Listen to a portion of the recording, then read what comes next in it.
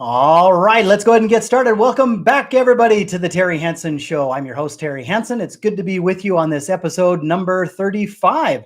Excited to spend some time with you chatting a little bit about how you and I can deal with some of the head trash that we have when it comes to sales prospecting.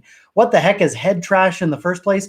It's any of those negative thoughts, negative beliefs that are critical, demeaning, judgmental, negative, and just nasty thoughts that we have, not only about maybe the task or activity of sales prospecting, but primarily about us.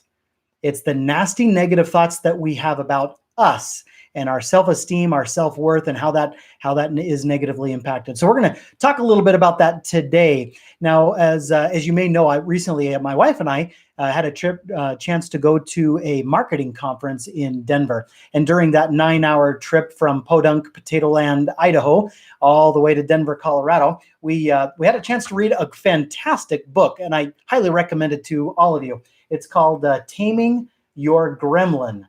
The subtitle is A Surprisingly Simple Method for Getting Out of Your Own Way by Rick Carson. This book is old. It was written in the mid 80s. It's been around for 30 years, but it talks quite a bit about how you and I can deal with some of these some of this negative head trash, some of these negative beliefs and the negative stories and beliefs that we have about ourselves.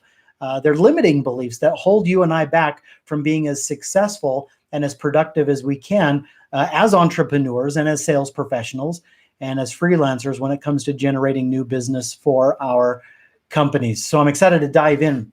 So I've got a little bit of a diagram up here. And the first thing that I might share and recommend, or I guess tell you, is one of the things that I have struggled with, oh goodness gracious, for the last better part of a decade or two, is feeling like when I am crushing it in sales and in my business, and when things are going really well, I also notice that my personal self-esteem and how I view myself is also sky high. For example, when I'm closing sales and doing really awesome up here, I also feel like my self-esteem and my value are really high.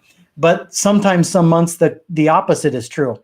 If I'm working hard to close some sales or whatever it might be, or targeting a new industry and really getting some good momentum going there, but things are not going well at all, and I'm kind of failing. 10 is high, 1 is low, and things are not going well at all down here. Sometimes my self-esteem and my self-worth takes a hit as well, and I feel like I'm wallowing down here a little bit. Do you guys ever run into that same sort of thing? If things are going well, you feel really good about yourself. If things are going crappy, then you feel terrible about yourself. Why is that with us as humans? Why is it that sometimes we attach and align our self-worth, our self-esteem, our self-value, our self-concept, how we feel about ourselves? We attach that to external things. Why is that? Can anybody answer that question for me? Put that in the comments below. If you can tell me that, I'd really appreciate that. I don't know what it is, but it's a pain. And you and I, as entrepreneurs and as sales professionals, we deal with that all the time. And here's the real truth. Our self-esteem and our self-value is a key indicator at a watermark level for our performance. So, for example, if you and I feel, in essence, like our self-esteem and our self-worth is kind of on the lower end, maybe like a 3. We don't really have very high opinions of ourselves. We feel like we're just not that useful, or not that important, or we're not really great contributors, or we don't bring a lot to the table, and we just kind of overall have a low perspective or low self-concept. Then what that does to us is it actually sets a watermark for our production. While we might have some great sales periodically, and sometimes while we might have some crappy sales and production periodically, by and large, we're always going to hover right around this level. This is our watermark. This is our homeostasis. This is our comfort zone. This is our level of performance. But one thing is for sure, that if we want our performance and our results to increase, if we want to boost our income, if we want to increase our sales revenue, if we really want to do a good job at hitting our production potential, then one thing is absolutely clear. We can focus on our behaviors, we can focus on our skills, we can acquire more product knowledge. But if we leave out the mental game, the self-esteem, and ignore that, all of the rest of this stuff is really not going to have a permanent fix. So if we want to increase our income and increase our results, the best strategy that we can focus on is, first and foremost, increase our self-esteem. Get ourselves to view ourselves much more like a 10. Instead of viewing ourselves maybe at a level 3 of self-esteem or self-worth, if we can view ourselves at a 10, this basically sets a new watermark for us. And sometimes, regardless if we crush it or if we fail, we will set basically a new watermark, a new comfort zone for us that we will always gravitate to. But how we see ourselves always dictates how we're going to behave and perform. Now, there's kind of a corollary law related to this that we should mention. And that is this: when it comes to our results and outcomes in our life, our results are always dictated by our actions and our behaviors and the things that we do to produce those results. Would you agree? If we want different results, then we better change our actions and behaviors. But what controls and dictates and influences our actions and our behaviors? You guessed it. It's our attitudes. It's our thoughts. It's our beliefs about ourselves. So really, this is what we're talking about. And this is exactly what Rick Carson in Taming Your Gremlins referenced.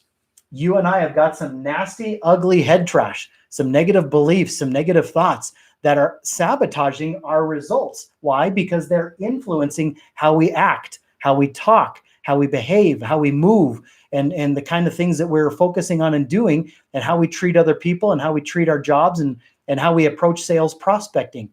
So if we want better results when it comes to driving new business in our companies, we've obviously got to take care of our behaviors and actions, but we need to examine some of the negative head trash that's floating around in our minds. If we ignore that stuff, we ignore it certainly to our detriment. So I've got a little exercise and a little activity that I might suggest and recommend to you.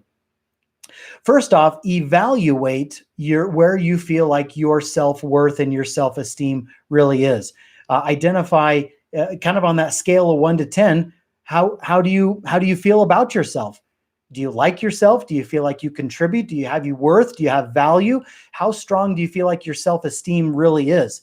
Especially when you're not closing sales, especially when you're not scheduling appointments, or especially when you're not acquiring new customers, or especially when things are not going well.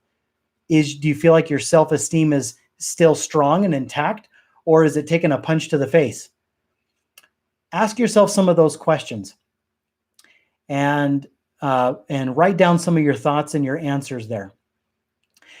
In the next episode, what we're gonna cover is I'm going to share with you a little strategy that you can use to help boost your self-esteem, help you boost your value, because we've all got some of this head trash, and there's a tactic and strategy that we can use to get rid of some of the garbage, negative beliefs that we have about ourselves, some of the limiting beliefs, and replace those with things that are truly nurturing and beneficial and strengthening for us. So the purpose of our conversation today really is to shine a spotlight on the fact that our thoughts influence our behavior far more than we realize, and that our actions and our behavior drive our results in driving new business into our companies. And so if we're not happy with the volume or the consistency or the quality of the new business coming into our companies, then we've got to take a look at these two elements. So, and I highly recommend getting the Taming Your Gremlins book by Rick Carson. It'll do wonders to help you identify what are these devilish little imps, these little gremlins that whisper in your ear and whisper these little nasty messages telling you that you're not good enough, that you're not smart enough, that you're not talented enough, that you're not worthy or able, or that you're annoying and everybody hates you. All these little negative messages that they like to whisper. What you can do to tame those guys, calm them down, and get them out of your life. So anyway, it's great to be with you guys on this particular episode. If you've enjoyed some of the concepts and some of the things that we've talked about, then do me a favor, go over to Facebook and do a search, find my profile, Terry Hansen, and the Terry Hansen Show. And there'll be a link in there where you can join our free Facebook group. And in fact, I'll post it down below in the comments here. But join that Facebook group. It's called Mastering Your Sales Elevator Pitch. There you'll get all the training that you need to help you as an entrepreneur or as a sales professional or as a freelancer schedule more appointments with your ideal clients and master really the art and science of introducing yourself to your ideal clients. So it's great to be with you. Keep up the good work, and I look forward to being with you once again on the next episode of The Terry Hansen Show. Take good care. We'll see you soon. Bye-bye.